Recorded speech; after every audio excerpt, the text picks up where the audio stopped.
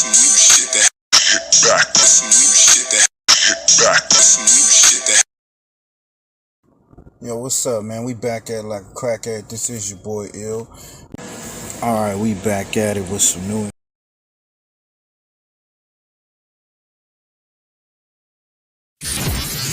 FirstFamRadio.com. FirstFamRadio.com. What up, world? This is Grammy music producer Ryan Ghost Bowser rocking it out with First Fam West Radio and your man's Mr. Illustrator. And on the ones and twos, we got Crazy D. Spin that, man. Keep the tools in the box. The haters wanna stop it. Mom's long like cocaine.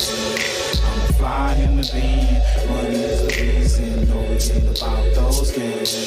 Keep the tools in the box. The haters wanna stop it. Mom's long like cocaine. Pure white, Peruvian. Take flight. Ride the wind. Long nights of getting it in. Is this the life of a hooligan? Ninjas on the street, they're trying to avoid the chalk. Talk it out, maybe after let the haters spark. Gunshots, bury victims in the dirt quick. Circle of death, calling it the worst shift. Mind blown, mind gone. Just took a life he don't care about his own. But this is what the youth taught, turned up. Mommy offered those pills, plus she coked up. Out to celebrate, told it's the last days. Race and chase away the pain of his lane. Ain't no shame, she peeling off her lace and things. FirstFamRadio.com. FirstFamRadio.com.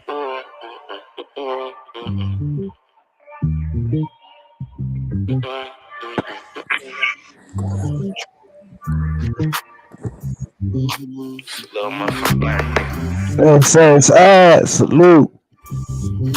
Salute SSI in the building. These are my choices. I hear these voices. Still stuck in these noises. I'm addicted to poison. These are my choices. I can hear these voices. Still stuck in these noises. I'm addicted to poison. Fell into the devil's den, we can't save you. R.I.P. my fallen brothers, my angels. Got them tatted on my head and my facials. Christine residue clogging my nasal. If I can't live with my medicine, it gets fatal. Without a bottle and some weed, I'm unstable. Before they know you, they gon' judge and give labels. You gotta build, heal, fulfill at this table. Now it's worse than I thought it'd ever be. How could you leave and just get ahead of me? See, I can take the threats, but you can never leave. Show me true love, some shit I never seen. Love me, this is what you do, but you not, it's the trauma. Built up in my body, won't stop, I gotta face you. Running down this road, but it's blocked, are you the enemy? Blinded by my pain, but your plot, I say, these are my choices. Salute. I hear these voices. Still stuck in these noises. I'm addicted to poison. These are my choices. What up, y'all? I can hear these voices. Still stuck in these noises. I'm addicted to poison. You know I love you, but I'm just afraid to trust you. It's probably because Shout out to Lil Larry, man. Make sure y'all go check out his catalog, man. Got a lot of bangers. Talk your shit, Lil Larry. Sleeping with these demons, they still attack. Look me in my eyes, not my shadow. Battle. It is that Sunday bread. We're gonna put this banner up, even though the original banner for the show is up already, y'all. Still no friends in this business, though. These are my choices. I hear these voices. Still stuck in these noises. Sunday bread podcast. What up, y'all? Come on. These are my choices. I can hear these voices. Still stuck in these noises. I'm addicted to poison.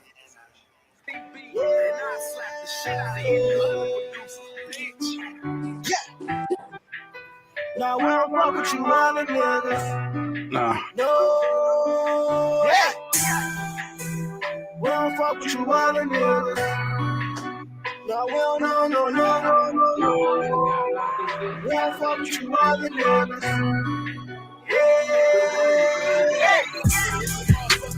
We don't fuck with you other niggas. Nah, nigga. No, no, no, no. Y'all know what it is. We don't fuck with you other niggas. No, we don't, no. Shout out to Dab and Don, man. We don't fuck with you other niggas. No, we don't, no. Benny Mills. No, we don't fuck with you other niggas. Facts. No, we don't, no. We don't fuck with you other niggas. When I ride by the hood and see if it's on me, I'm gon' pull the trigger. I don't fuck with you niggas, you not my family, I didn't grow with you. Cause most of them niggas, they say they real, but they be out to get you. And most of them be snitching. And all I know is the lawyer, the money family. And all I'm trying to do is the money tree. And all I know is the money, it grew a part of me. And all my life I've been accustomed to running in these streets, Lord. No. I don't fuck with you niggas. I don't fuck with you niggas. I don't fuck with you niggas. No. We don't fuck with you niggas.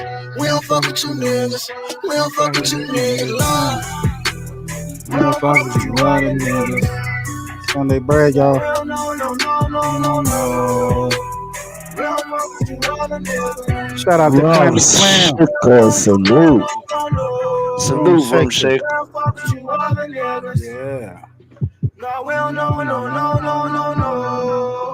No, we don't fuck with you other niggas. No, we don't no. Pull up, that cop, just go. We mob, you walk, no problems, we talk. We talk some choppers. Hot lava, Mac gang, we scrape. 7. Puzzle 88, lawyer cuz. 80, 2088 in the building. Salute, sis. Straight through your head. We lit nightmares, don't fuck with you rats, just niggas to change your business be fake. Stay in your lane, my team gon' change your head. Got some things to talk about, a few things to talk about, y'all. We come direct to where you at, and catch some wreck. That show respect, yeah, from fly to fashion. This music my passion, yeah. We don't fuck with you other niggas. Nah. No, we don't no. We don't fuck with you other niggas. Appreciate it. We appreciate it, cuz. We don't fuck with you other niggas. Come through, slide through. We're going to talk about that Big Meech. The Big Meech set up Cuffy. Tammy Cowin. CS1. And then we got Fidel, Suarez, the plug. Dijon Paul crashes out. Ain't no honor out in these streets, man.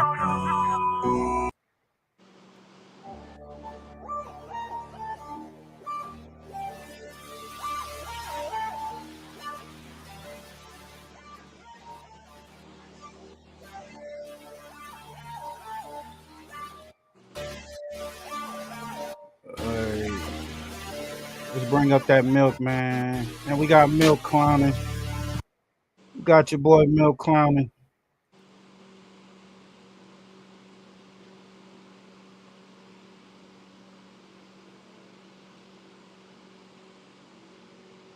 What up, y'all? Can you hear me? Yeah. All right.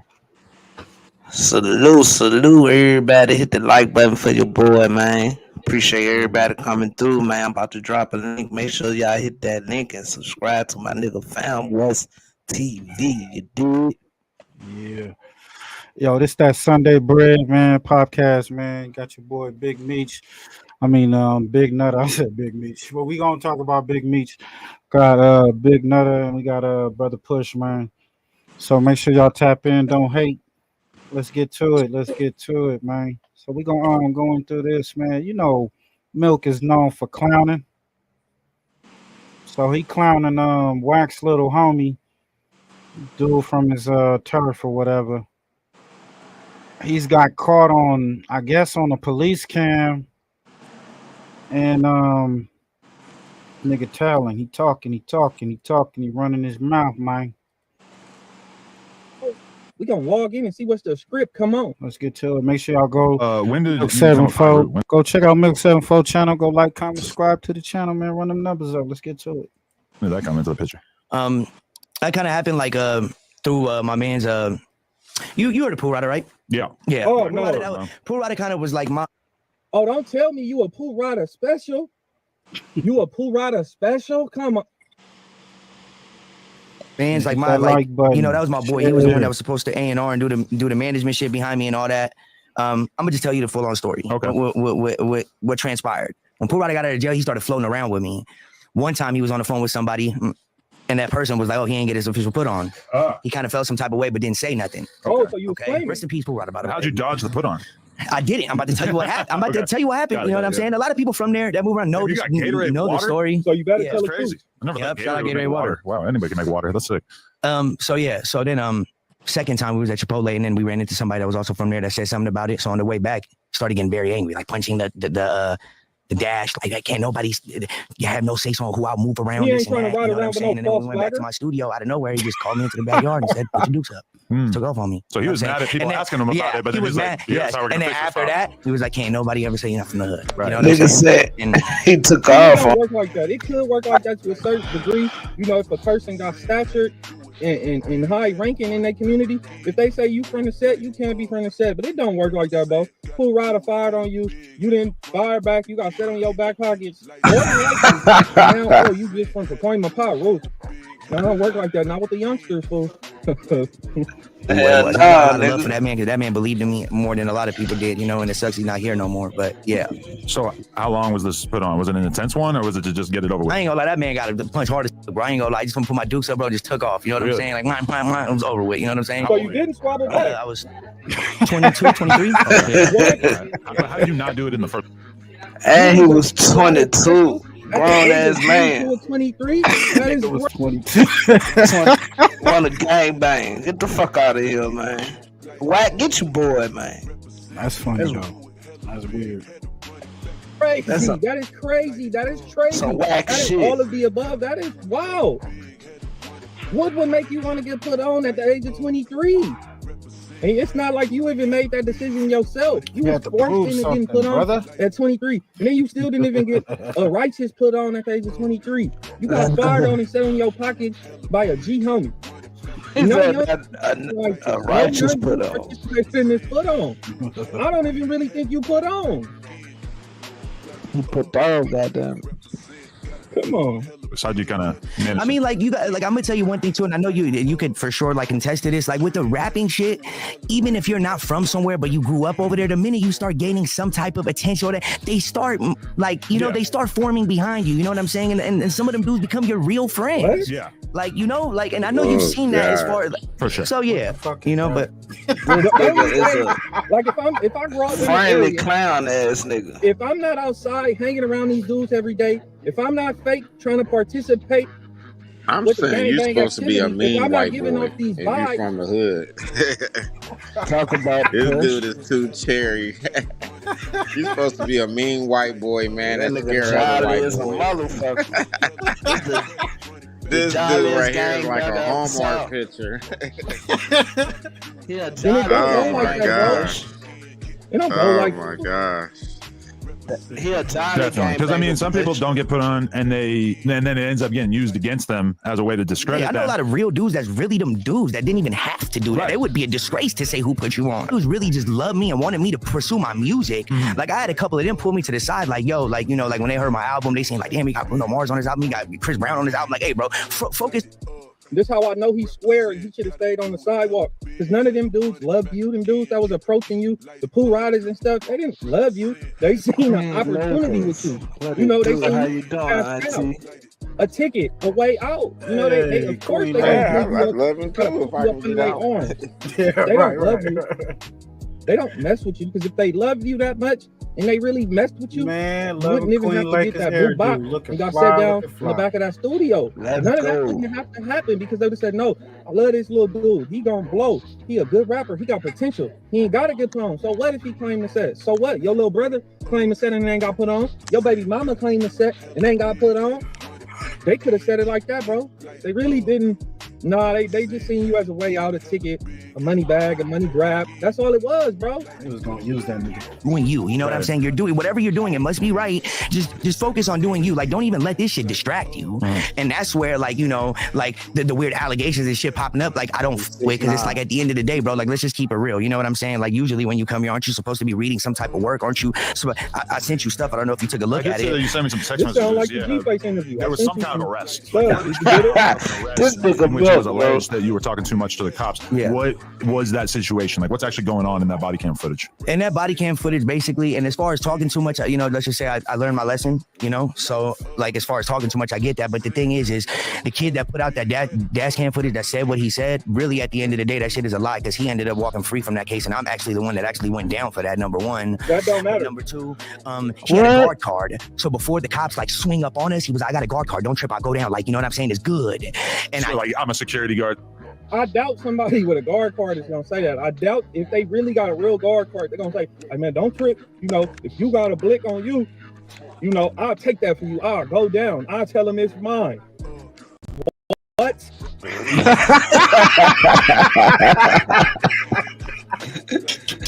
Fact, yeah. Come on, man. I'm gonna take your hot gun. Man, hell no, nigga. Fuck that, nigga. That's your shit, nigga. Keep that shit. You know what I mean? Yeah. Hell no. What person with an actual guard card that had to pass the fingerprint background process, they had to do all that, they got a real guard card. They really gonna tell you that? Don't Man, they can have a guard card all day. Dude, they got a gun handles permit. What the fuck you mean? You can't have a guard card. That don't mean you can hold a gun, nigga. What the fuck is wrong, nigga? Oh, you know, my firearm is on my waist, you know, and that's what I got my guard card for, whatever the case is. But I'll take yours too, even though I don't know if the serial number is scratched off. I don't know if it's stolen. Come on, man. But I'll take it. You know, I put it on my guard card. You want me to believe somebody told you that? Where I was from, which you got to understand, my generation, we not like, what are you talking about? You go on the internet and tell people where you're from 100 times a day. Gang wise. Yeah. Bro, going on the internet was because I told the cops where I was. The police, the other individual. So he got a DP because he told the cops where he was from. I guess so. I ain't never heard of that. The hood got mad at me at was because I told the cops where I was from, which you got to understand, my generation, we not like, what are you talking about? You go on the internet and tell people where you're from 100 times a day. Gang wise. Yeah. Bro, going on the internet and saying where you from is a whole another case. It's a whole different scenario and situation from me getting pulled over by the police and I'm having a conversation with them in the back of the squad car and they saying, yeah, you know, bro, you see this? And like, yeah, you know, well, I'm from 74 Hoover and you know, I'm to the Florence. Like, come on, bro, that's a difference. It's a big difference when you going on like Say Cheese TV and saying, yeah, you know, I'm from Hoover, whatever. That's two different things. Me going on the interview, hey man, that's just entertainment, man. That's all lies or whatever. I can say anything. Why am I, a gangster, sitting in the back of a squad car having a conversation with the police, letting the police know, yeah, you know, they call me Paisano. I'm from Pacoima Power Road, what? I'm from Pacoima Power Road. I'm from 2 P's in the B, blood. Banging on the police. No. That's horrible. No. In no way you ain't supposed to do that, Lo. That's bad. If you having a conversation telling them that, what else are you telling them? That's what I'm saying. People gotta learn how to just stop putting themselves in these positions, because even if you didn't have no malice intent, you really ain't say shit. You just told them, man, I'm from Pacoima Power Road. Or whatever happened.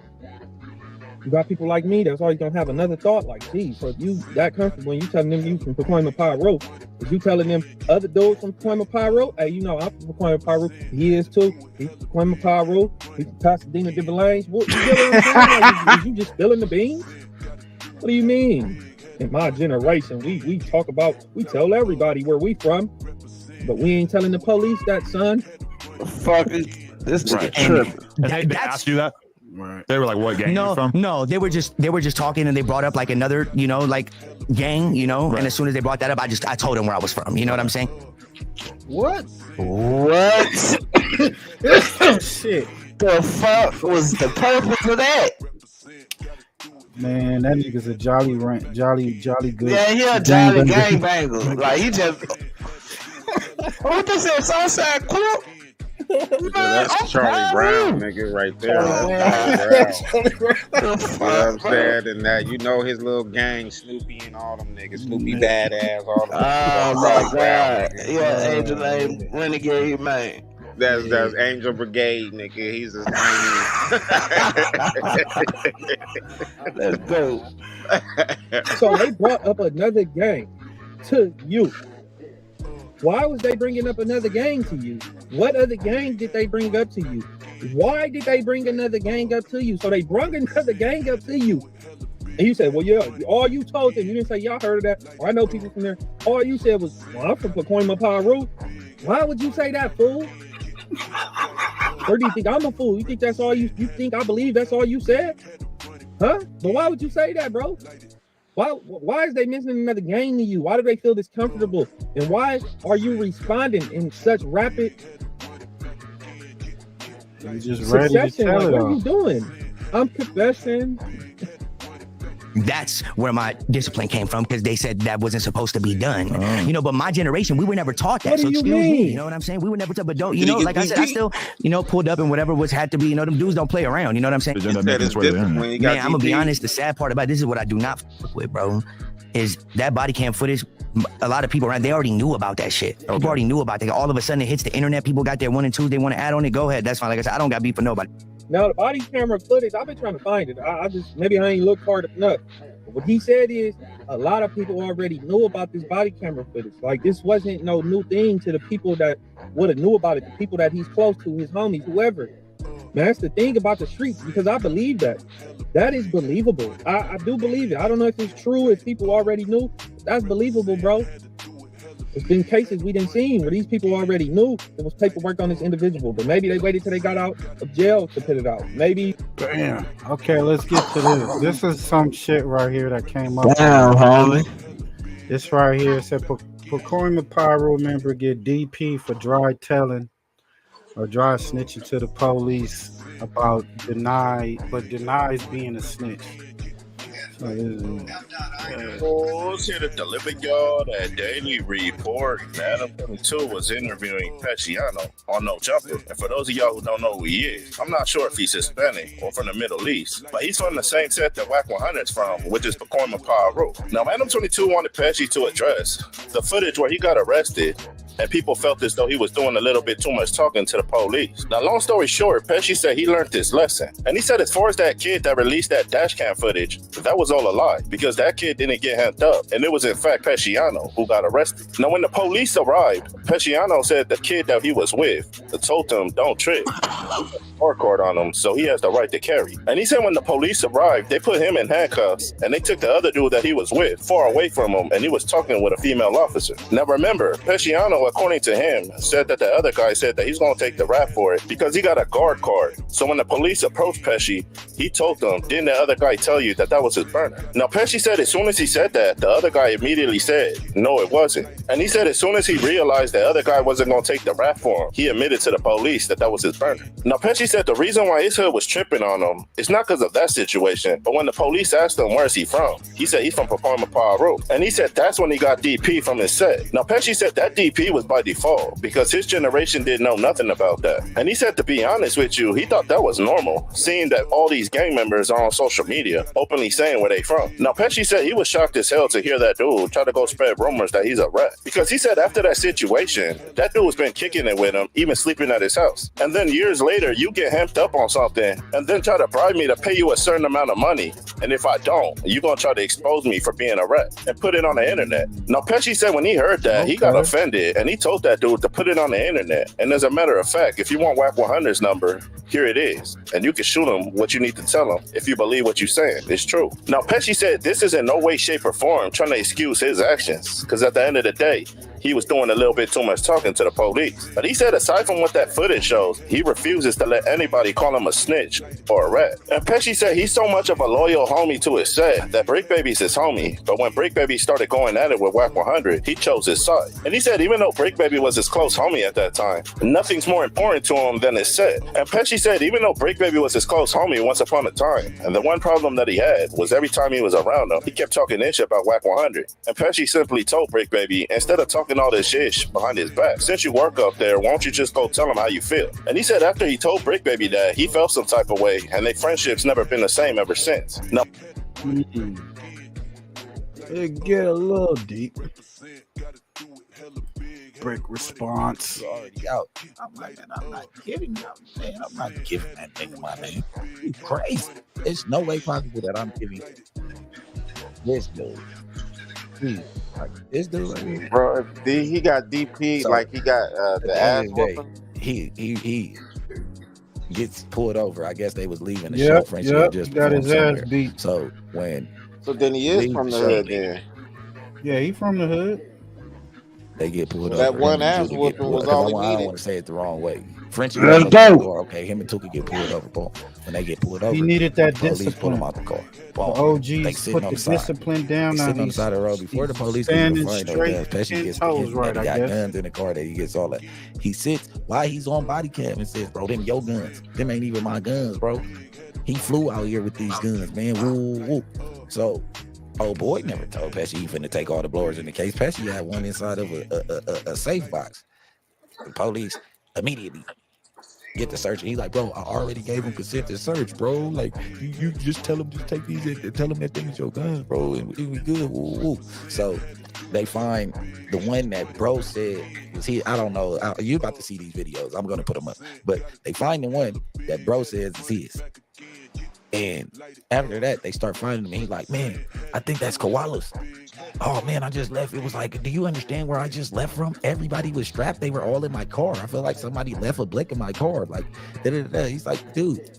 He's like, "Call Rempaw." They're like, "Rempaw, isn't it a rapper named Rempaw?" He's like, "Yeah, Rempaw. That's Nipsey's brother. He was with him when he died." The other guy's like, "Oh, I was working." Snoopy, what it when do, Nipsey homie? died. He's like, "Yeah, they're from the Salute, 60s. You know that, dog. right?" Appreciate you coming He's like, through, "Yeah, dog. shitty, cuz I know all about the case." All type of just miscellaneous talking for no reason. Do you not understand that you are in front of a police officer and not one of your peers? Then he goes on to tell the police, "Oh yeah, I'm from 2Ps. I'm from Potomac Park Road." Like, come the fuck on. They say he got his ass whooped though. You should have got your ass whooped over this. I don't know if he got his ass whooped or not, but this type of behavior deserves a DP. You are a bum. Then they say you just started banging and shit 2 years ago because you and Pooh Rider, after Pooh Rider died, you made a connection with this dude. And I don't know if him and Pooh was in the best position in their relationship when Pooh died, but either way it goes. Look, so they find the other one, so they like, "Yeah, we gotta lock both of y'all up," because he said the other guy. He like, "Bro, this dude just told you that they're your guns, and you're still gonna take me to jail, bro. That's crazy." He's admitting to the gun right now, bro. Ooh, the nigga looking in his face with a death stare, like, "You bitch ass nigga," like on the dead homies. So Yeah, some whole shit. Fast forward, now he's all in the DM, like, "Man, Wack, I told Wack about this shit, and Wack like send over all the paperwork, and if it ain't no paperwork, then niggas dead on Parliament today." First of all, who's the fuck is finna do the killing? Shut the fuck up, nigga. Wack your daddy, nigga, you weird ass nigga. On 6-0, Wack accepts all snitches. Look, he with G-Face, he with all type of snitches, nigga. You just another snitch around him that he could work, nigga. He got 600 over there with hidden paperwork and shit. You get what I'm saying? At the end of the day, if you a snitch, he can deal with you. You got something going on. You get what I'm saying? Talk about it. He's in the DM talking about, "Oh yeah, Wack. If Wack finds out, he's gonna trip." And so he like, Wack even said what I said. "Yeah, it was my first time getting pulled over before, like with a gun, bro. And my first time, we both went to jail for our gun. I took my gun, you took your gun, bro. Like, yeah, I might have talked to the police Reactions, too much, but I y'all. didn't We tell, reacting. bro. I This didn't is tell. all wild. Nigga, you told the police that them is that nigga's guns. Good, And you said Snoopy. he be flying in Remain with in the guns, building. nigga, thinking that he had a gun card because he told you that, and he only had a guard card, nigga. That's some bullshit. That's some bullshit, nigga. That's snitching, nigga, on the dead homies. That is completely telling, nigga, on the hood. It ain't you wasn't a gangbanger in the first No place. way Nobody cares about around you. it. Listen, that's telling, bro. Dead homies. So either way it goes, long story short, let me get this nigga off my screen, you rat bastard. Oh Yeah, man, these man. niggas is That's funny. telling. These niggas I'm gonna gotta be to go you to with the the Angel video so you can Lane. racked off of it, but he kept on going. He offered 20,000 for him to take it down. He's Probably the like, best "Man, game for him. I don't know That's what you're the trying to best do. gang. With this I'm clout. trying to He's tell you, getting clout today. You're ex-snitches getting is clout today, snitches. brother. This what you want to go down low, pesky shit. That shit sound like trash. Matter of fact, I Am Pesciano. Go to his page right now. Go listen to that shit, nigga. Drop a gang of hockey sticks on his page and tell him, nigga, Kill Squad is on you, nigga. We own you. Because you tried to cyberbully me months ago and I didn't say anything about it. Our turn. You bum. Then you didn't pull up for the fade. You didn't pull up for nothing. Everybody be saying, I really didn't pull up for, nah. I pulled up. Nobody's gonna tell you that I pulled up because when I pull up, it doesn't make their story sound that good. But niggas don't be wanting to fight. Niggas don't be wanting to do nothing but run their mouth, man. And this is another one, nothing like the other one. Until next time, don't see late. Hey, Kill Squad, drop them sticks in the chat. If you like this content that I've been dropping, man, you can say like, comment, and subscribe because I'm back and I'm in my drawers. What? I'm in my drawers. What you been around Adam too long, fam? It probably really is in And his I'm draw. dropping 5600 this week, man. You know what I'm saying? My new single, my latest single, 5600. Y'all could go pre-save that in all your stores, iTunes, Spotify. Go pre-save that, man. Go ahead and run it up. We gonna be dropping, man. I got hella catalog that I'm sitting on for what, man? Man. All right, let's do it. It's brick. This woman. Yo, that shit funny. Damn, homie.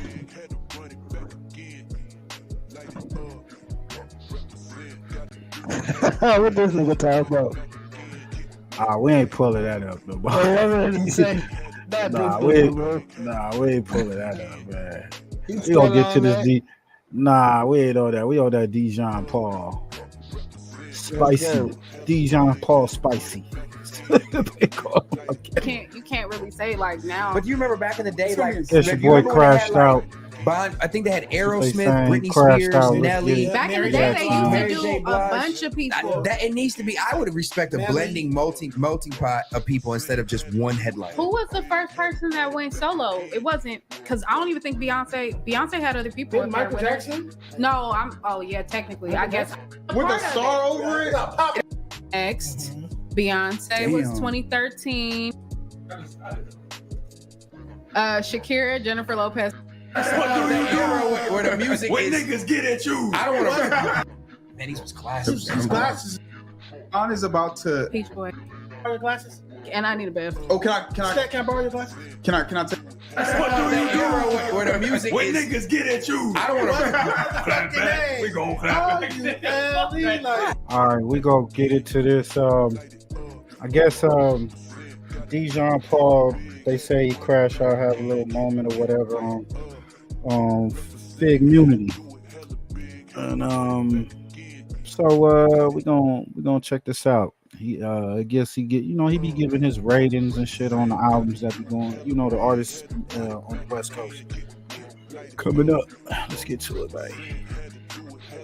I hate y'all. Hey, did you know she was saying "Are you Ellie" or did you think she was saying "Are you ready"? By the time I was 25, I knew she was saying. I did. What she was saying. I feel like really it's a Shanti's voice. It's hella lyrics like No, that. we do need a karaoke. It's been at least about 4 or 5 episodes. Do Lloyd and Wayne. She's fine too. Because I was thinking about words that nobody knows which is which. She's fine to the right where he started at. Go rap the Wayne and do No, we're not. Lloyd. Come on, take that down. I'm just telling y'all, put a pin in it. All right, I love it. All right, music news. Oh shit, I need a bath. Can I borrow your glasses? And I need a bath. Can I tell you what Dijon finna say? What's my question? Sure, I would love to hear what you think I'm finna say. Dijon is. Don't say my name like that. I wasn't even. You know what, Dave? I rushed because I wasn't even doing no weird ass like I need a bath. Like, I just was saying because he's about to start talking about Dom Kennedy. But thank you. I Shout out appreciate to Days you. in the building. Shout out to Days. What am I gonna say? Dijon is about to Peach Boy. review the music, maybe 20%, and then the other 80% he's gonna complain about the marketing of Dom Kennedy. Okay, well, I gave him the glasses, so take it away. It's giving.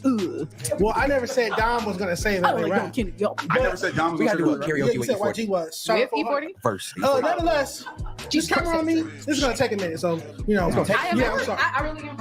All right. Hey, y'all see my throwback All Iversons? right. So we're speaking. You hooping those? No, That shoe might be blocking my face. I Dad. remember Eddie was classic. These glasses is foggy. Iversons, boy. If you could imagine your Iverson ideal makes way of sense. working, what would it look like? Monday.com can make it. You know we do not care about you. No, we do. I care. I know. I'm not disrespectful. I care. Yo, I didn't know that nigga still made shoes, bro. He made shoes. Yeah, I still make sure. Oh, okay. For sure. So you got you a pair of them Iversons? You know anybody walking around? What about them Shacks? They walking around with them Shack jeans? Shacks. No, dog. What the fuck? You can get those in Walmart. Walmart. Shacks. Get you some Shacks from Walmart. Some Shacks. Here, I just say All right. So with that being said, I'm referring to Jockey's new project. What happened? What you say? I be seeing the Migos in the city with the Shacks on. Stop lying, man. No cap. Yeah. No cap. Yeah, next Migo I see with some Shacks on, I'm gonna send you a picture of that shit. Yeah. That's good too. Latest album, Class of 95. I wrote, it sounds closer to Los Angeles is Not for Sale Volume 1, which came out in 2016 with 0 music videos. This one dropped with 4 music videos. I love 5 out of 19 songs, which means I didn't like the album. I would need to like at least half. Initial questions: where's T-Fly, Currency, Larry June, Rick Ross, YG, G Perico, possibly RJ? Where's the Kendrick feature? Production-wise, where's Mustard and where's Cardo? The intro, Rich Kid, is terrible. One of his worst songs, cringeworthy, so it's hella off-putting. I don't know why he would put that there. Should have been Sloss and Phil as the intro, in my opinion. Legendary is wavy. Would have went crazy with Blue Bucks playing on it. Cardo could have made the beat even better, but I'm glad to hear you back on this style of beat. Yeah, you like Casablanca that. has a remarkable beat. He's in a great pocket. I just don't That's like the another features. They bear. ruin the song. The features were corny. He gets repetitive by Sloss and Phil. Flat. This feels like he's bigging himself up. Very pompous. I wish that energy was there in regard to promoting himself. Now or Never is off kilter, not for me. Attention has the same flow from Dom as the past 6 songs. Crazy that these type of cats be the ones that used to rate the albums and this doesn't feel like an in the intermission Source break. magazines Or and it doesn't sound like a chance to roll up XXLs. another blunt. It's not still or calm enough or even brief enough to be called an intermission. And Dom, what the fuck do you be talking about sometimes? Miracle on 43rd is a similar cadence as the previous 8 songs, but I do like it here. He did calm the flow down just a little bit in regard to urgency, slightly, like a 10% difference, and that's all it took. Nothing effectively drastic. Hey, John The about beat to isn't cry, extra, bro. this cadence works That's perfectly here. Excuse me. Rolling is swaggy, but feels like one of the songs from earlier in the track list. This type of record's already checked off. I do like the backing synth flow-wise. You guys know the drill. Celine sounds exactly like the last song with a slightly different beat, slightly. I like the hook on Independent and the backing vocals from Allen. I like the boasting of independence and owning masters. Love is a beautiful song. It's one of my favorites. It's 19 songs. I'm going track for track. I have a question. I have a question. I have a question. All 19 songs right now? I fuck with Dom, but that you ain't going over 19 songs. I am going over. I truly believe Dom in the interview. That's right. In my thought process, I was thinking about this. I was driving. I was like, yo, I think I could get Dom an interview. And I was like, I wouldn't take him to Suburban. I'd bring him to Fair to Say. Okay. But I think he wouldn't want to sit with you. Right. And so I don't need him to sit with me. I don't need a picture Would with you? Dom. I need Dom. And then I was thinking as a unit, I'm like, man, we all go so hard. Like we wouldn't even make it so like John has to sit out or something like that. So like I would. I don't even think we do that. I don't to think you. I don't want to make it So all my about thing is music. like, gladly sit out in a heartbeat. It doesn't matter to me. I want Dom to make better music and be more conducive to the West Coast coming back. I don't care. I'm not vain. I'm just- like you. I don't care. I'm about just being political and Called him taking pictures with vain. artists and being in their favor. I want them to hate me. I want them to have a picture crazy. of the You want them to hate where they're you? throwing darts. If that means that they're going to put out better music and perform better, Do you yes. think that this makes them rap better? I think that this makes me do my job better. So It gives finish? you notoriety. Yeah, but I didn't know that was his job. What, to drop reviews on people's music? I didn't know that was his affiliate. I didn't know that. I mean, what the That's his job. that's what the report card shit is. He reviewing people's music. But that's his job, bro. I guess that is. That's what you said. I don't know, bro. Shit, nigga, that's his job. Who hired him? Who hired him? Who hired him? did. He's I did. self-employed. I guess that's what he was on. But he wasn't reviewing no fucking music on No Jumper for view. For real. My nigga said, yo, I could get Don up here, but I don't know if I want him to sit down with your ass. Yeah, cause you doing too much, dog. You was ready to review all 19 songs, bro. Hey, that was I'm gonna go check out the album fully and see if only 5 records was hot. You know what I'm saying? But we all got our own opinions on this music. Who was it? Don Kennedy. Don Kennedy. Okay. Yeah. I don't want to go over 19 songs. I mean, I get perspective. I got some AirPods for you. No, but can we review the tape without going over every project? I'm almost finished. I could have been done by now. No, I'm saying, bro, but we didn't want to hear about 19 different songs. I want to summarize his project. We don't have to do the whole thing. Yeah, we don't have to give him a whole hour, brother. And that's the thing. 19 songs. Yeah, that's too much, bro. Yeah, like you take a whole 19 records to review to say, yeah, that album's trash. Like, what's a good number? Say you ain't like the album. Man, I mean, if you go ahead, that's good. A person give you 19 songs. Yeah, that's what I'm saying. Nobody's doing 19 songs no more, bro. You get 12 songs now. Yeah, 19 records.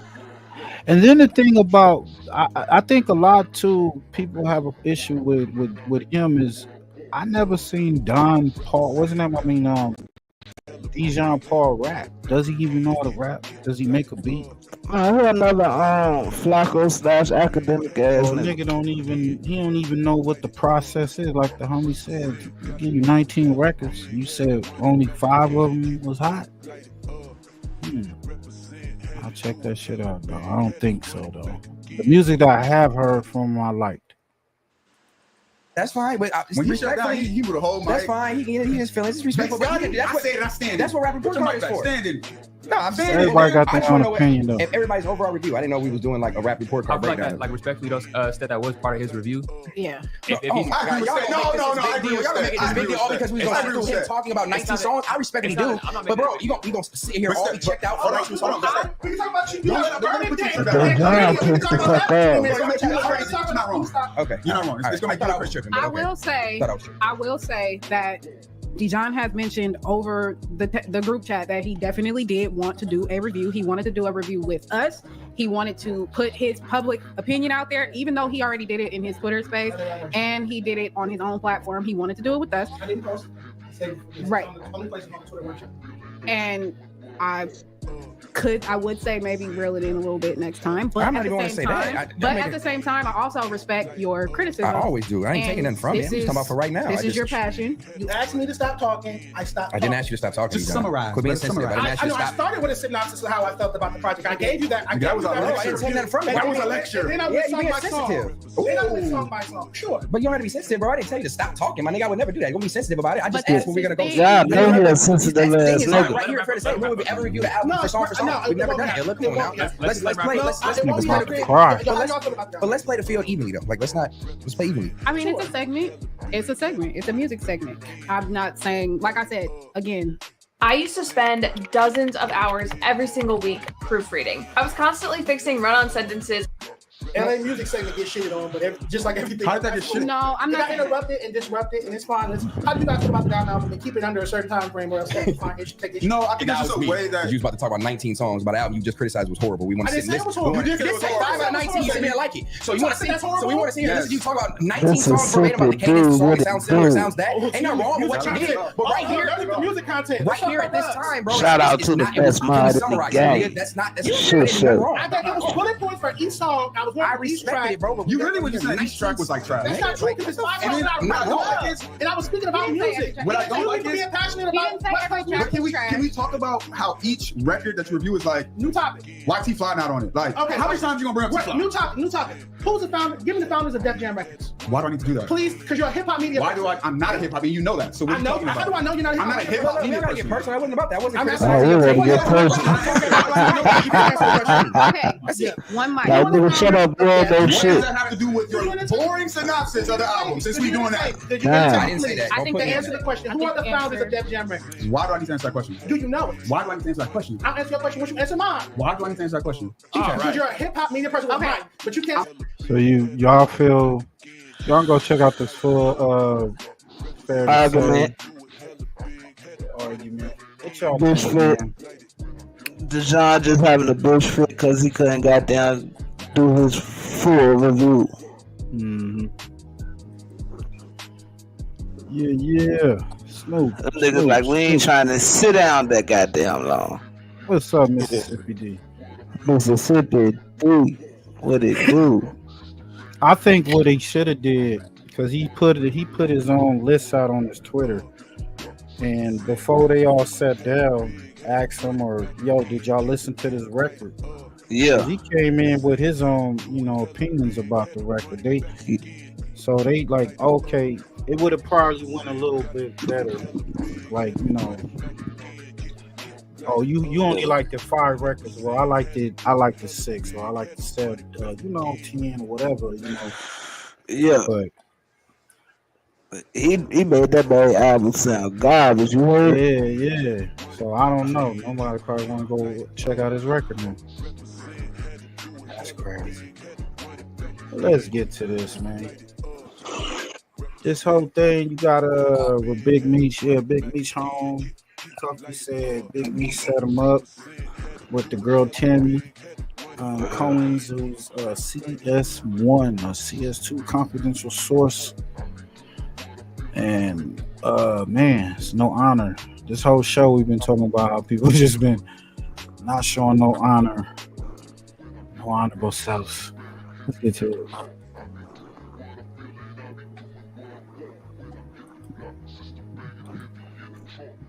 I want to play this. Everybody got their own ideas of what happened. He got out of prison. Did he tell? Hey, shout out to DC Black, man. Y'all go check out their channel. Check out the homie channel. Like his content. You checked out his channel, right? Another? Yeah, DC Blacks. Yeah. Yeah, shout out to the homie DC Blacks, man. Yeah. He from Washington DC for shit show. That's what's up. Salute. Now he been pondering this just like everybody else. Big Meech, no proof of snitching in his docket. Let's get to it. Production. And then he got this one, but check this out. Think you got an echo, fam. 2 points back there for, I believe that's what Meech got. This law allows you to cut those 2 points off. Maybe CO somebody, what's up, home? It allows you to cut one of those points off, right? And that will put Big Meech 30-year sentence down to okay, you cleared it up. Or something like that. They put it under 30 years. He already had one time reduction. Okay. And then he got this one, but check this out. He said something else in the Fed. I'm telling you I just looked him up on Pacer, bro. So, as of February 1st, 2024, eligible defendants awaiting sentencing and even those already serving sentences will get the benefit of a new amendment to the sentencing guidelines that will significantly reduce time spent in prison. On April 5, 2023, the U.S. Sentencing Commission voted to make 2 important amendments to the sentencing guidelines, namely Amendment 821, Part A and Part B. That's how Big Meech got out. The focus of this article is on Part B, which is the new Chapter 4 guideline under Section 4C 1.1, also known as the adjustment for 0-point offenders, 0-point offender adjustments. That allows for a 2-level decrease in the offense level for defendants who have 0 criminal history points. Sentencing in federal courts is an evolved process governed by federal sentencing guidelines that is often confusing to those not well versed in the nuances. Originally, the federal sentencing guidelines were mandatory until the Supreme Court's 2005 decision in United States versus Booker found that the guidelines violated the 6th Amendment right to a trial by jury. A lot of dudes came home on this jump right here, right?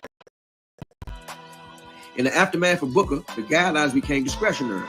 And while federal judges are still required to calculate a defendant's sentencing guidelines before imposing sentences, judges are not bound to follow them. So that means that once upon a time when they had to give you 20, 30 years, now they can give you what they feel as though is correct within that statute. They don't have to go up there. So like back in the day when people's grandmothers got caught with crack and they had to give them 20 years and they didn't feel as though they deserved that. Now they can give them some other type of sentence that's within their discretion. So it kind of put the power back in the judge's hands.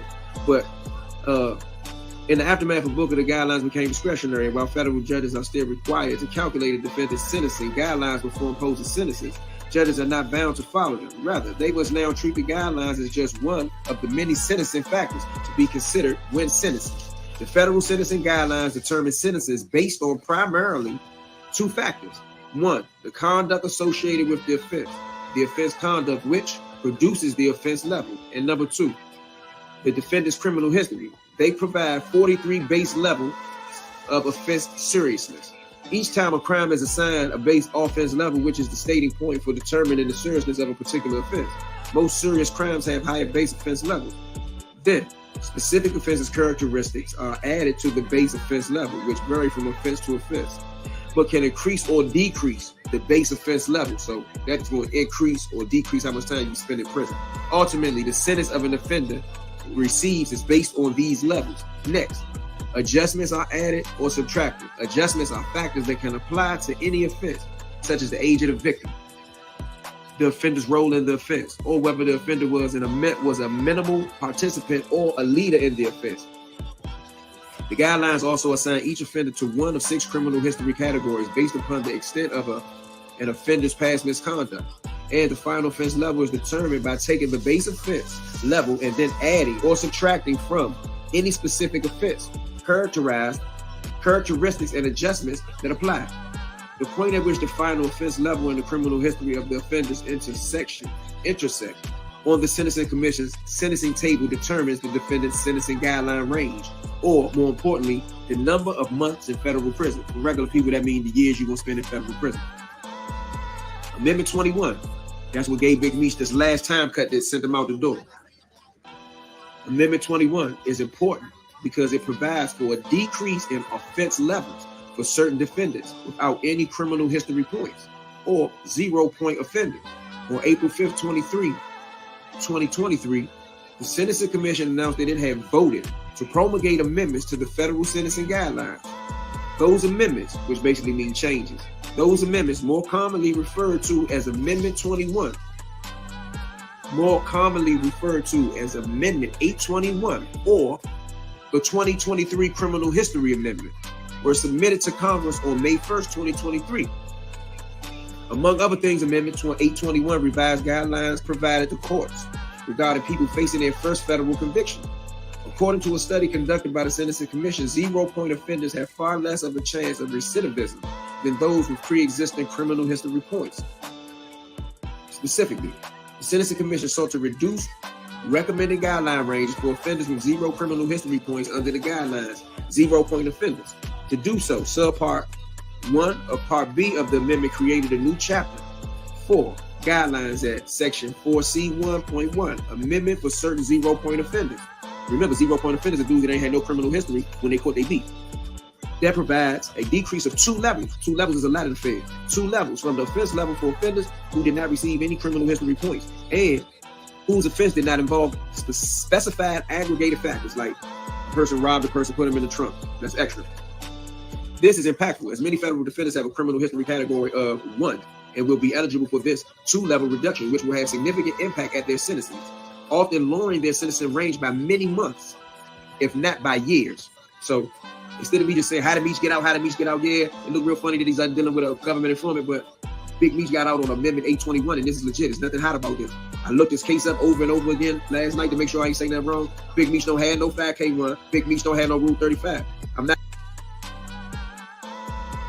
We was talking about that, Nutter, right? He ain't had no 5K1. Yeah. In fact, I guess in the court, like any nigga paperwork, if a nigga ain't got no 5K1, because a 5K1 is like I want to say like a statement document. Like it got every statement of every case you ever did. Like if you ever gave a statement, it had all your statements on there. So if a nigga ain't got no 5K1, he legit. Not interested in saying, oh, Big Meech is a rat. I never said he was a rat. I said something that's questionable, and I don't understand why he's dealing with a rat that got one of his buddies popped. But there's a whole lot more going on with Deion Gatlin case. What's up? What it do? But going back to Amendment 21, which is how Big Meech got out. His lawyer, Brittany Barnett, is a bad lawyer. Shout out to Miss Brittany Barnett. Got Tony Lewis out with a couple other people.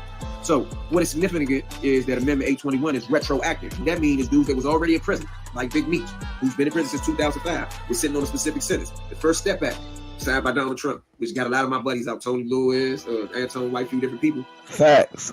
That's how he got the first time reduction. The second one comes from this right here. I mean, I got to say that I've seen it. 2 levels seem small, but it takes so many years off the sentence. I mean, you got dudes from this 2 levels have gotten almost 40-something months off their sentence. So anyway, let me finish reading this one part. It makes it retroactive. That's how Meech and other dudes got it, right? So meaning it is equally applicable to someone who will be sentenced tomorrow as it is to be an incarcerated offender who was sentenced many years ago. On August 24th, 2023, the Sentencing Commission allowed for delayed retroactive application of Amendment 821 relating to criminal history, which meaning that certain currently incarcerated individuals could be eligible for reduced sentences made effective beginning February 1st, 2024. So that's why I said, hold on, I don't want to say nothing about Big Meech yet. I got to go read this 2024 thing. It was in there. I didn't look it up until last night. All right. So when I looked it up, I said, oh, Big Meech got a time reduction for something that was filed in February, and it scared me. So I ain't want to speak on it yet. I said, hold on, but before I speak on this, let me go read it. So I go read it, and I see that Amendment 821. Shout out to DC Black, Here's why I man. question his Make integrity. sure y'all Because go he's over dealing there, with a like, government comment, informant, subscribe a to the DA channel. informant. It made me question his Numbers up. integrity. But there's no 5K1 and there's no Rule 35. But let me finish giving you this. Generally, there are two kinds of Can't inmates. find no that 5K1, none of his is one of these case. Those with no prior criminal convictions, and those whose prior convictions fall outside of Section 4A1. If an inmate passes this initial threshold, they must then meet 9 criteria to qualify for the reduction. This goes specifically into whatever Big Meech in the file. As indicated above, pursuant to this law, a court may only decrease the offense level determined under Chapter 2 and 3 by 2 levels, pursuant to Amendment 821. If the defendant did not receive any criminal history points from Chapter 4, Part A, and did not receive an adjustment under 3A1.4, did not use violence or credible threats of violence in connection with the offense, Big Meech didn't have violence. Did not personally cause substantial financial hardship, Big Meech didn't. Did not possess, receive, purchase, transport, transfer, sell, or otherwise dispose of a firearm or other dangerous weapons. To my knowledge, I don't believe they had that either. Or induce another person to do so in connection with the offense. Did not receive an adjustment under 3A1.1, hate crime motivation or vulnerable victims, or Section 3A1.5, serious human rights offense. Big Meech don't got none of that. It's just like basically it's violent crimes. A continuing criminal. Yeah. All right, we're gonna go move along. Y'all can go check that out for yourself fully. We're gonna match this with some shit, man. I wanna hear this dude Cuffy. And then we got the guy American Dope. They speaking on how Tammy was telling how all that shit connect. Kids, man, y'all gotta stay out the streets. Shit. Yeah, that shit ain't gonna get nobody nowhere. Nowhere. Shit show. Shit. Matter of fact, while I get that good, check this little break. This is some example.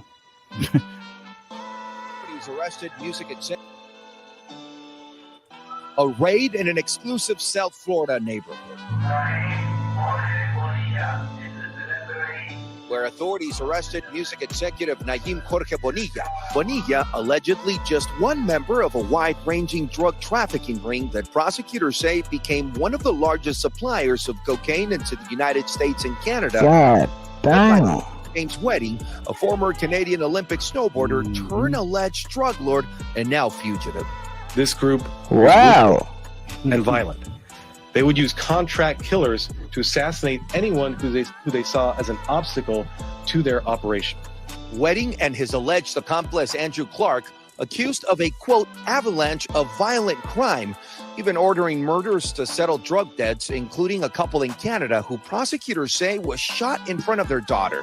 All of these victims were intentionally shot execution style, so that their loved ones could see them murdered. The details shared in the indictment reminiscent of those seen with Mexican cartels, who federal officials say even provided protection for Wedding's operations. This organization was connected to cartels, specifically the Sinaloa cartel, right? Which offered them protection. And I was ready to say this shit sound like some cartel Those shit. operations, prosecutors say, sending drugs from Colombia through Mexico through a main transportation hub in Los Angeles, and from there to the East Coast and to Canada. Authorities have seized more than a ton of cocaine, 3 firearms, and dozens of rounds of ammunition, and at least $3 million in cash and cryptocurrency. Clark, known by many as the Dictator, was arrested by Mexican authorities earlier this month.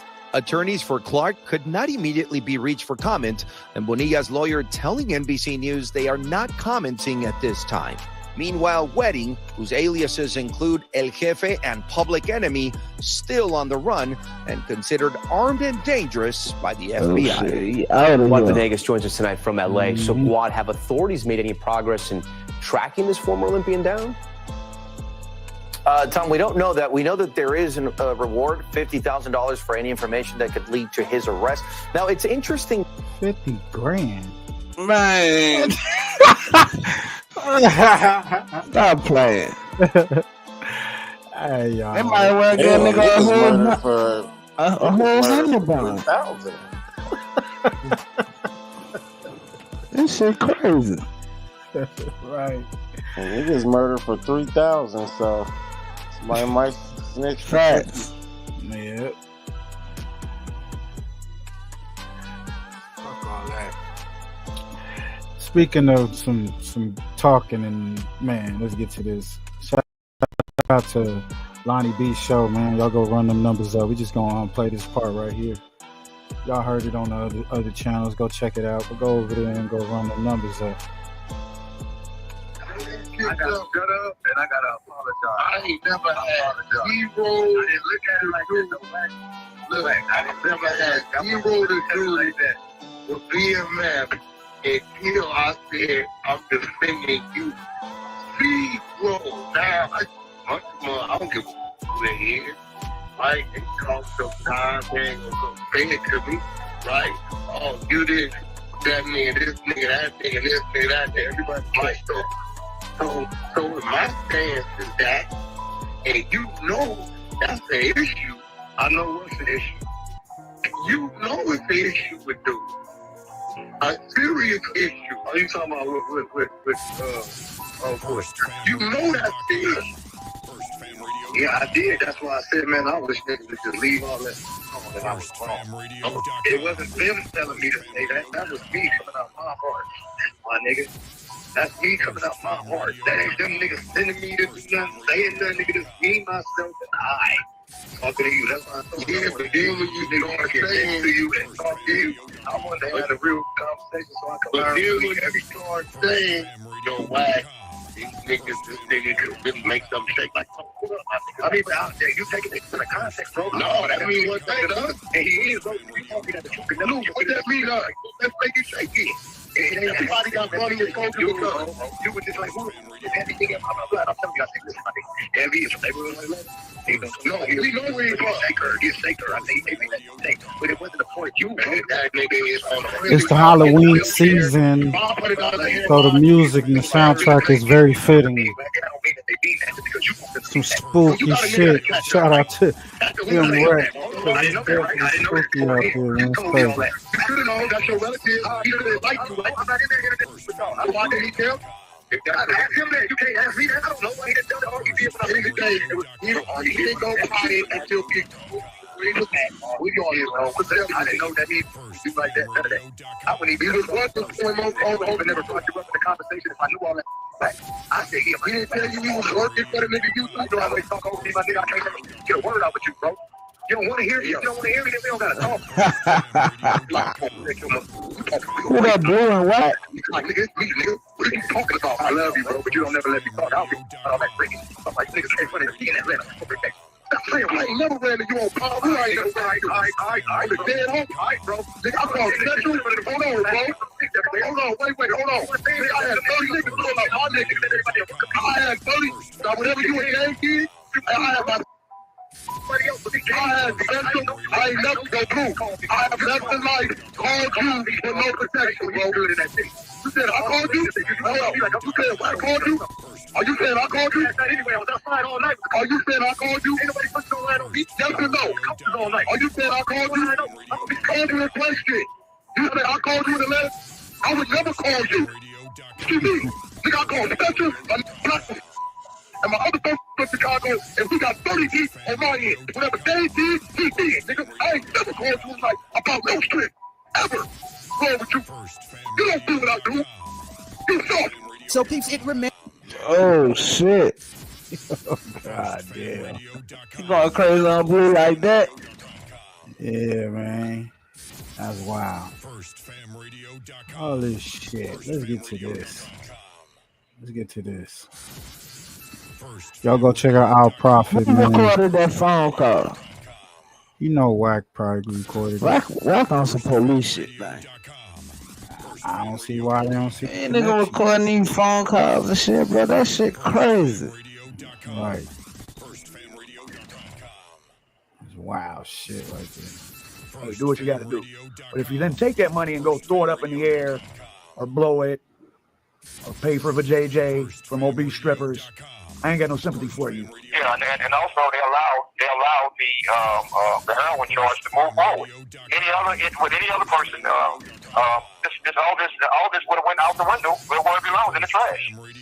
And that, just to remind people, that heroin charge is the thing related to Tammy and possibly Meech. Yeah. That's exactly where it comes from. That's the whole Fair thing. use, show. That's what the Fair law use. councils are based on. That's what the affidavits was based on. Okay, it's August 5th of 2012. DEA Atlanta agents, they've had a long-time operative who we all pretty sure is Tammy Cowin, CS1. She calls and says, right now in St. Louis, this guy Fidel Suarez has a truck in town and has a load of illegal D-rugs, and he's trying to get in touch with Dion Gatling. Gatling or his people aren't answering the phone, so Suarez is calling CS1. As comes out later in an extensive internal investigation conducted Mine by says the CS1 is against, Tammy. Special Agent Keith Cromer, group leader Keith Cromer, who CS1 was under. The CS1 helped him make cases all around the country, but she was being paid out of Atlanta. So in this particular case, August of 2012, she calls. So literally, there's a truck full of stuff. The driver is telling Suarez, I'm here. Where are these people at? And Tammy Cowin, who we think is CS1, is on the phone, not with Big Meech, but with Suarez and Gatling. And then Gatling and Suarez get on the phone. This leads to the wiretaps on Gatling, which then culminate in him being indicted some years later in his guilty plea to 27 years. How is this connected to Big Meech? Well, Tammy Cowin is the woman, if she is indeed CS1, which seems to be 99.9%.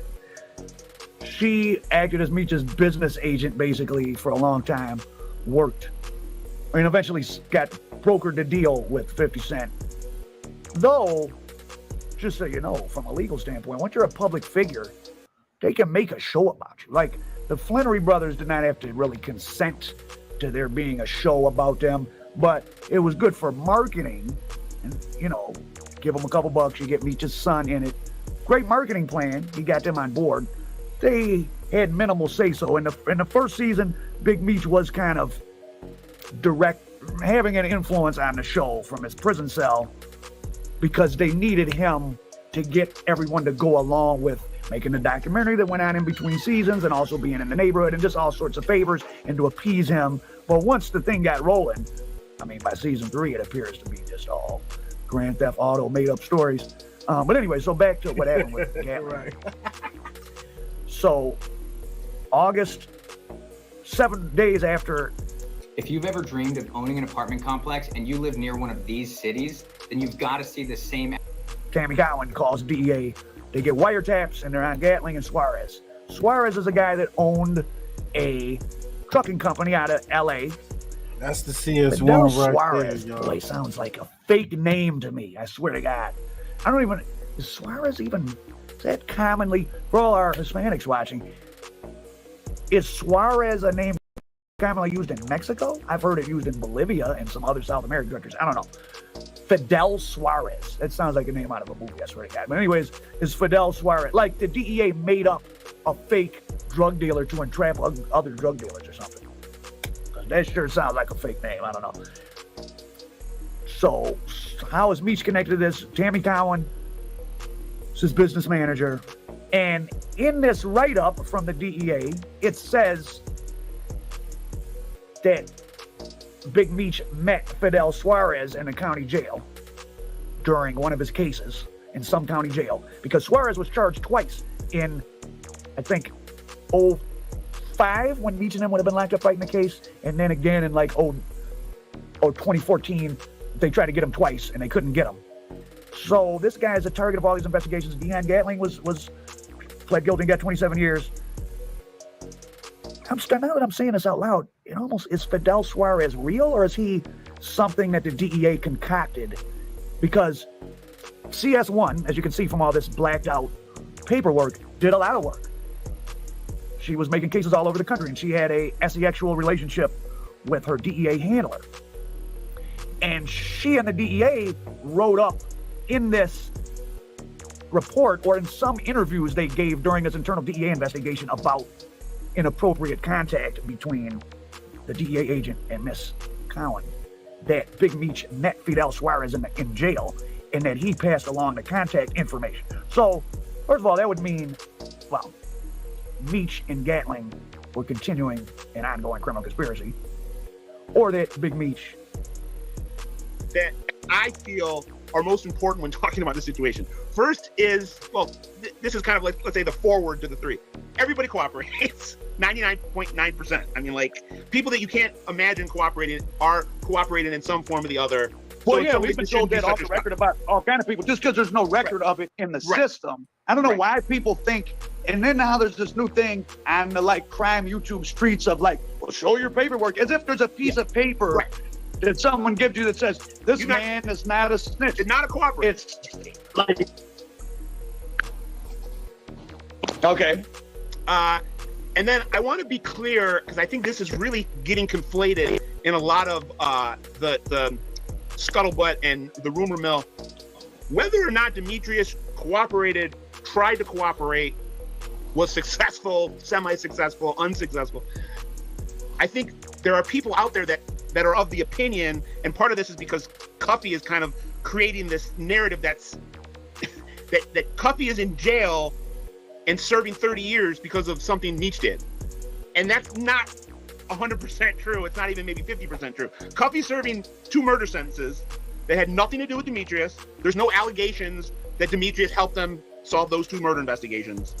And the cooperation, the alleged cooperation from Demetrius, 90% of it was thrown out of court.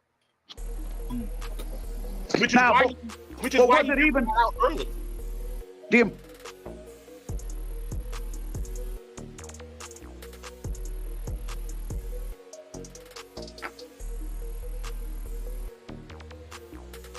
You hear me? Niggas on that cheap ass Wi-Fi. Yeah, what the fuck? That y'all tweaking. I thought you paused the joke or something. Because they supposedly did some successful drug deals, right? McDonald's ass Wi-Fi, man. Whoa. And McDonald's Wi-Fi, huh? And frankly, this Wi-Fi McDonald's is hell. Of at least partially a smoking gun. But those are the only. Are you on Wi-Fi? Or are you plugged in? You're very dirty. This nigga talk about the Wi-Fi, of course. I mean, I hear your audio, but like, are you hard plugged in? Yeah. I mean, do you have your everybody on lines Walmart from the cable box to your phone? I mean, to your computer.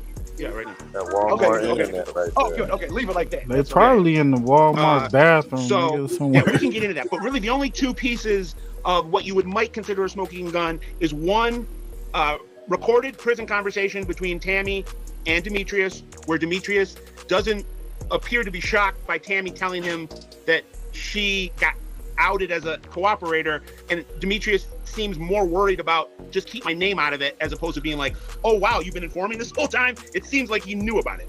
And then the other quote unquote smoking gun would be there was testimony at an evidentiary hearing by a disgraced but at one point decorated DEA agent that says that said under oath that he had conversations with Demetrius in prison about cooperating, and Demetrius provided that cooperation, didn't want his name in the paperwork. This Keith Cromer told Demetrius. So he was a disgrace officer, right? Given this, said he was a disgrace, right? And he said, he wasn't really credible himself. Yeah. Forming this whole time, it seems like he knew about it. One recorded prison conversation between Tammy and Demetrius, where Demetrius doesn't appear to be shocked by Tammy telling him that she got outed as a cooperator, and Demetrius seems more worried about just keep my name out of it, as opposed to being like, oh wow, you've been informing this whole time. It seems like he knew about it. And then the other. That's because he probably knew that bitch was informed. That probably was his inside bitch. Talk that shit. Yeah, that probably was his inside bitch. She probably was giving him information on shit. You don't know. You know what I mean? I mean, the mafiosos, the mafia do it. You know what I'm saying? Mm-hmm. DEA agent that says that said under oath that Not he had saying it's conversations right. with Demetrius in prison about cooperating, and Demetrius provided that cooperation, didn't want his name in the paperwork. This Keith Cromer told Demetrius, your name won't be in the paperwork as long as Cuffy doesn't go to trial, and Cuffy's not going to go to trial because we've got too much evidence on him. So you have two. And this would have happened somewhat. Okay, so let's go to the start. Let's start from the beginning. Into a sentence. Yeah, let me start from the beginning, and then my final takeaway will segue into the whole story. Is again, regardless of his cooperation or not, we have paperwork and court filings that prove that when Demetrius went to prison in 2005, he did not start wholesale drug trafficking, and he was wholesale drug trafficking well into the 2010s, into 2014 and 15. Didn't he meet a new guy in the Wayne County jail? Exactly, and this is what plays into where he was being treated like a celebrity by the guards. Right. So who was this guy? Because that guy beat the Hispanic guy beat two conspiracy cases in Detroit already. No, he beat them after that. Okay, but they were in Detroit. They were out of Detroit. Who were they? So Demetrius is locked up, and he meets a guy named Fidel Suarez. And sounds like a made up, like a name from a TV show. Fidel Suarez, is a Mexican cartel connected to the cartels, living in California and the Los Angeles area, owns a trucking company and uses the trucks to transport kilos of cocaine around the country. So he got caught in a Detroit case. Yes, and him and Demetrius meet in like 06. And he gets out in 07. And when he gets out in 07, Demetrius starts using him to hook up with people that he knows on the street that are looking to get fed bricks and brokers deals, and takes commission from said deals through Suarez. Suarez then takes another case. Suarez beat two cases one he meets Demetrius when they're both locked up waiting to trial. Demetrius cops. Suarez beats the case and goes outside, but then and does work with Demetrius. But then Suarez takes another case and is back in detention in federal with the feds in Detroit, and is hemmed up between like 2009 and like 11, I think.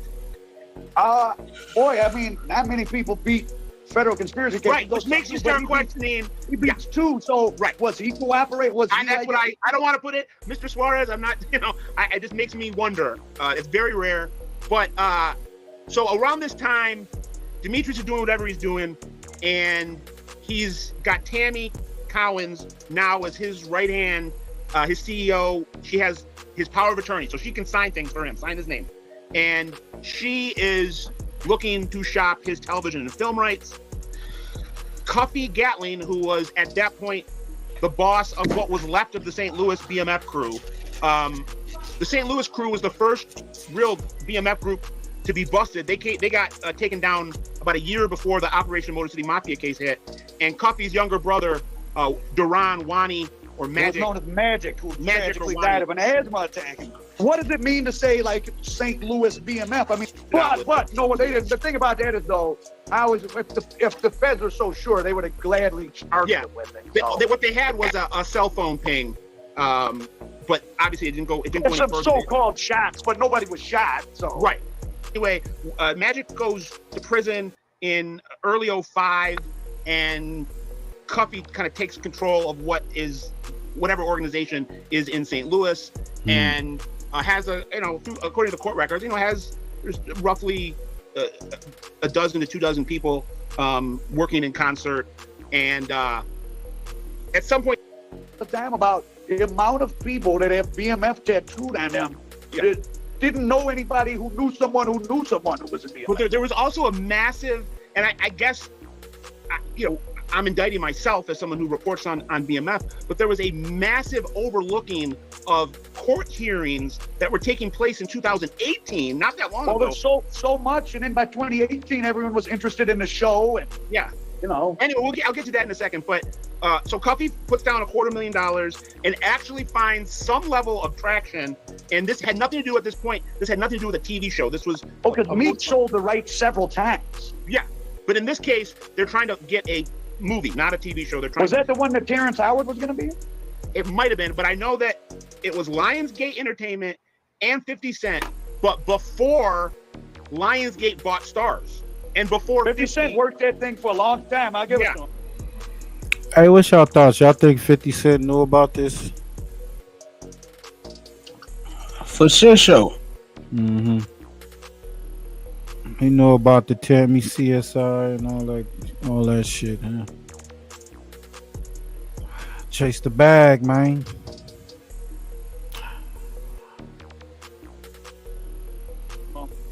So at some point, the deal falls apart because, and this is according to Cuffy, the deal falls apart because Tammy and Demetrius aren't happy with some of the particulars, and there was a finder's fee in it, and obviously a production credit for Cuffy, but the whole thing goes up in smoke. Do you think there was like I wonder what the dynamic, because like I said, I recorded a call with Cuffy on the phone. I didn't want to use part of it because I would. We both talked to Cuffy in 2018 road, and at this point, she's not. Just to be fair to our hometown guy, that doesn't mean he necessarily knew himself. No, it doesn't. Your mom could want to get you out of prison.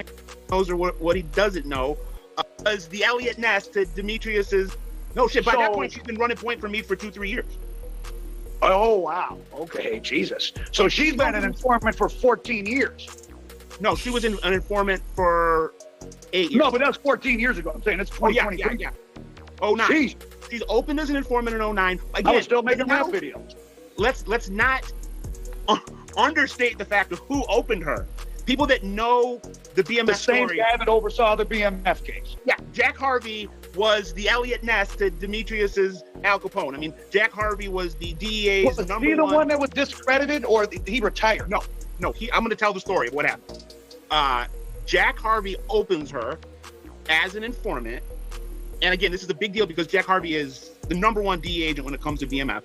And we're not positive what Demetrius knows or what he doesn't know. But we do know that when she eventually has to go under oath and take the stand, Tammy Cowin admits under oath that the reason that she agreed to start cooperating with Jack Harvey was to get Demetrius a sentence reduction. She is so not. That's on the record. That's on the record, according to her own admission under oath. And that's her admission. Just but to that be ain't fair what he to our said. hometown guy, Yeah. that doesn't mean he necessarily knew himself. No, it doesn't. Your mom could want to get you out of prison and go down to Oak Park Police and tell them stuff, and you have no knowledge. Right.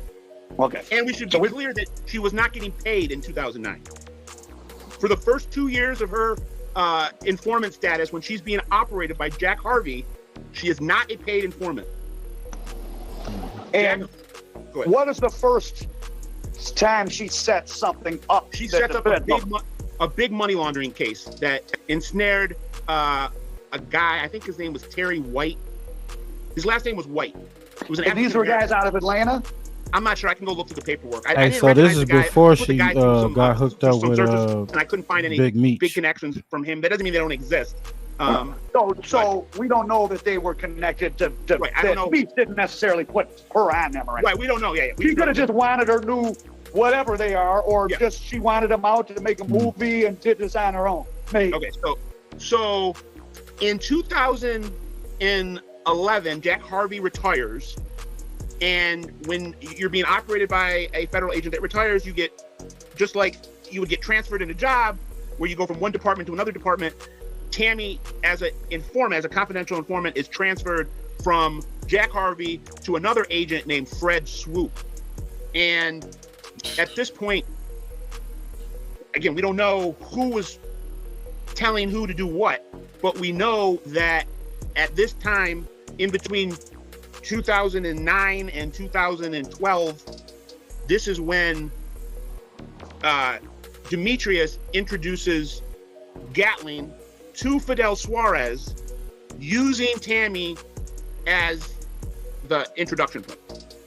So he says to Tammy, go bring Fidel to St. Louis and introduce Fidel to Cuffy. She went there for a weekend.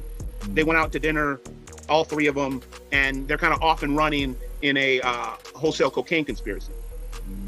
At one point in time, did they do any deals that the feds didn't know about? I don't know. I know that there is one, and this is the stuff where I guess how would we know that? Right. Well, we know that there was one particular, and I'll get to that in a second, one particular bust. But they've been monitoring them for a couple years at that point. You mean the Gatling operation? Well, the Gatling Suarez Demetrius nexus. Okay. I would guess this that went on for a couple years. So it doesn't quite sound like, Demetrius and Tammy said, hey, set him up with Suarez. They were doing stuff. So maybe, this is what informants do. This is why people have a problem with informants. They might be telling the police some stuff, and they might be doing other things that the police don't know about. So it almost sounds like Tammy was trying to was setting up other people and actually doing a criminal conspiracy with Gatling and Flannery and Suarez. Well, Cuffy insists that Demetrius knew that Tammy was cooperating when she introduced Suarez to him. He says, I wouldn't have messed with Suarez if Demetrius didn't tell me to mess with Suarez and didn't tell me that everything was on the up and up. Again, take that for what it's worth. Well, right there now, here we have the dilemma. What Cuffy is saying in public is snitching, I guess, right? No, yeah. But I guess we got that's where regular people are sitting in a prison cell doing 30 years, like all these rules that people think exist. But here's where it starts to get. It was shady. Now it gets like, the thunderstorm, tornado, typhoon of shade now descends, and that's when Tammy trades up and goes from Fred Swoop as her direct contact in the DEA till. And wait, did Fidel Suarez beat another case during this time? Yeah. Okay, so this sounds like the Connect is beating all the cases and shit. The niggas is going. Yeah, that's why. And Suarez catches another case during this time and beats. Yeah. Right. And Tammy begins a romantic relationship with Keith Cromer, who's not a street agent. He is the head of the office. He is the supervisor of the Atlanta DEA. He was the SAC? Yeah. Of what? The Atlanta field office? Yeah. So he was the head. He was in charge of the entire Atlanta field office, and he starts That's an affair with Tammy. And That's is on the phone. Boy, is next to Tammy. These women are. Tammy, I'd like to know her life story because she sure knows how to slither and snake through life. So at that point, Fred Swoop is like, they circumvent the actual agent that should be operating her, and she's being operated by the supervisor who has no response. The protocol is completely been thwarted and undermined at this point, and they put her on a payroll, which is against protocol. She gets on a monthly stipend where she, over the next, I think over 2.5 years, she collects $250,000. Paid to snitch. Damn, you can't get that type of pay. That's more than a DEA agent probably made. Yeah. And she, the way it was in court, the way it was explained, that you get paid, if you're a cooperator or a confidential source, you get paid per information. So in April, and they sometimes get a cut of cash or a cut of the bus. Right. But so let's say in April 2023, at the end of the month, you've given 3 pieces of cooperation. Those 3 pieces of cooperation has led to X amount of bus. We're giving $1 million. You get $100 grand. Whatever we're going to give you. We're going to give you something for each 3 of the bus and a. But if in April you as a confidential source don't produce any busts, you're not getting paid at the end of the month. So Tammy was taking a paycheck. It sure seems like that shouldn't be. Here's literally. It sounds like laundering money to me. Yeah, and not to mention, so a law enforcement agent can't entrap somebody, but they can basically get a confidential informant by giving them financial incentives. Seems like to circumvent the anti-entrapment thing. So feds can't come on, knock on Scott Bernstein's door and say, hey, do a drug deal. But Al Prophet, the confidential informant, can pressure you into it so I can get my monthly fee and my bonus.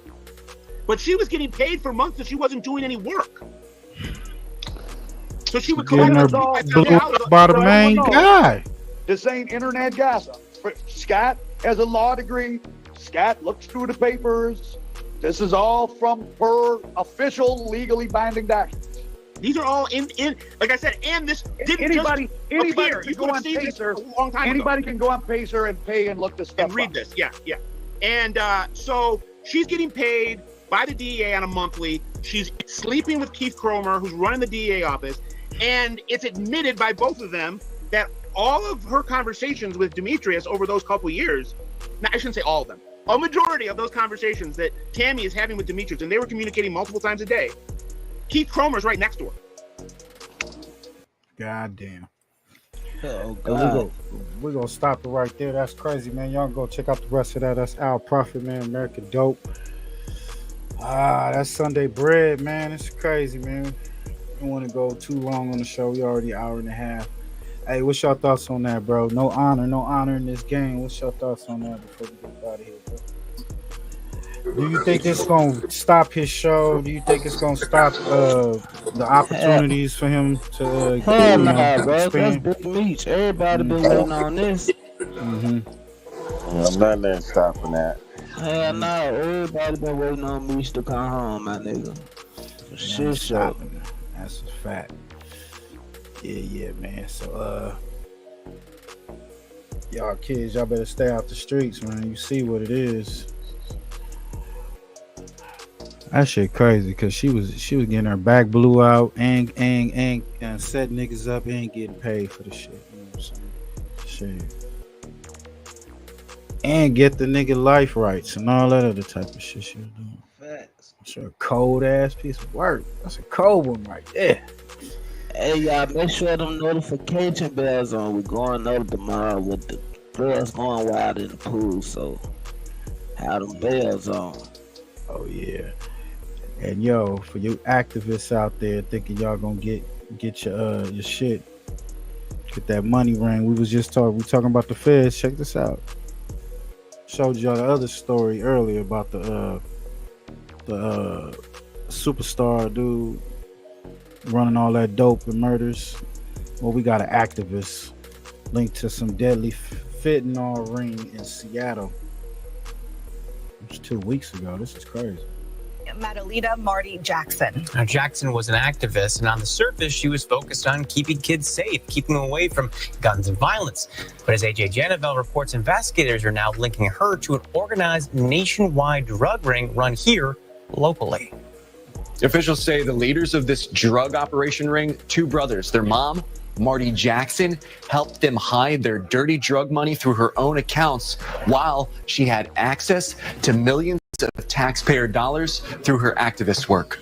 A face for change in front of cameras. We can come here to criminalize people hanging out. Marty Jackson held the role of executive director for the Boys and Girls Club SE Network, a group fighting against gangs and community violence in Seattle public schools, parks, and working alongside police. Jackson demanded change after violence in South Seattle. I think it's a testament of the resilience that we all have. City numbers I obtained show her organization had access to millions of taxpayer dollars for its cause. Just in August, the mayor's office used Jackson's voice to promote its millions in safety investments. But now, federal officials are revealing a dark side to the local changemaker. It involved many members of their family. Calling Jackson a money launderer for her family's deadly fentanyl operation, quote, through structured deposits and using her account as a pass-through for money changing hands between her sons and members of the crime ring. A crime ring where federal agents say Jackson's home was used to store guns and drugs, an operation accused of specifically targeting Native communities for drug sales. This home was used to store guns. Damn, y'all, look at all that shit, boy. That's crazy. All that fentanyl, bro.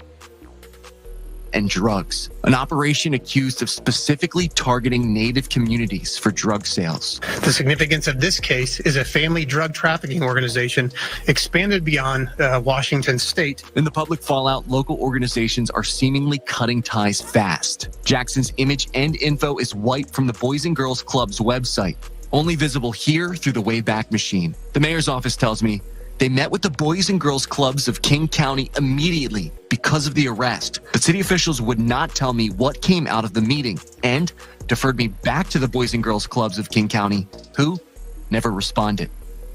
Seattle Public Schools provided a response that reads, in part, as soon as SPS learned of this issue, district representatives reached out to the city of Seattle to gather information and determine the next steps with the Boys and Girls Club as a service provider. We have paused any plans for a memorandum of understanding with the SE Network safety net until more clarity regarding future operations is known. Damn shame. Goddamn shame. Can't even trust nobody. Trying to do the right thing. She fucking up the Boys and Girls Club. God. Slanging that fentanyl. That's wild. Hey, man, you gotta be in your kid's life. You gotta watch who you hang with, watch who the people you fuck with. We're gonna get up out of here, man. See y'all tomorrow, man. Check out Big Nutter Show. Push you down. Peace out. Fair and West, we out this bitch. Gone. This time, here we go. A 1, 2, a 1, 2, 3, 4. Hey.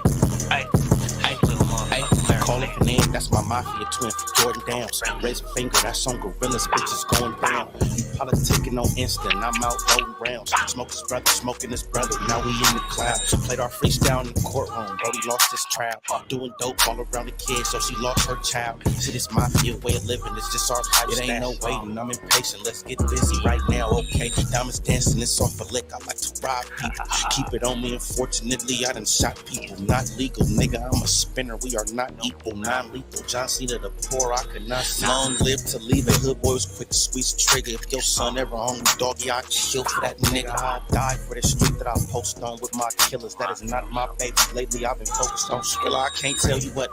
Just know the code word is DJing. That's a highlight play, buddy. We gon' replay it. Well known gorillas from my city, they know we famous. You ain't talking no money. Get in line and keep waiting, keep hating. I promise it's coming, little Larry. Be patient. I had to cut this bitch off. She got feelings attached. I'll burn this motherfucker down to the ground till the building collapse. Don't listen to your music, that shit weak, and I'm blowing this cap. 5.56 fly out ARP, ain't no holding me back. You speaking on my dead, it's okay. You for solely getting smacked. Don't need a microphone, but you know it's for solely a rap. Big eye busters, the enemies is soaking wet.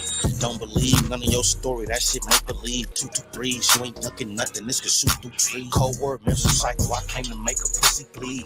It ain't a bitch on this earth I'm gonna ever meet. I tell how they ever run up on me. Shit, I ain't having it. You sure not a killer. We heard you did that shit on accident. I told these niggas I'm from Gorilla Gang Mafia. Yo, BM keep watching me. Tell her put down them binoculars. I beef with the whole city.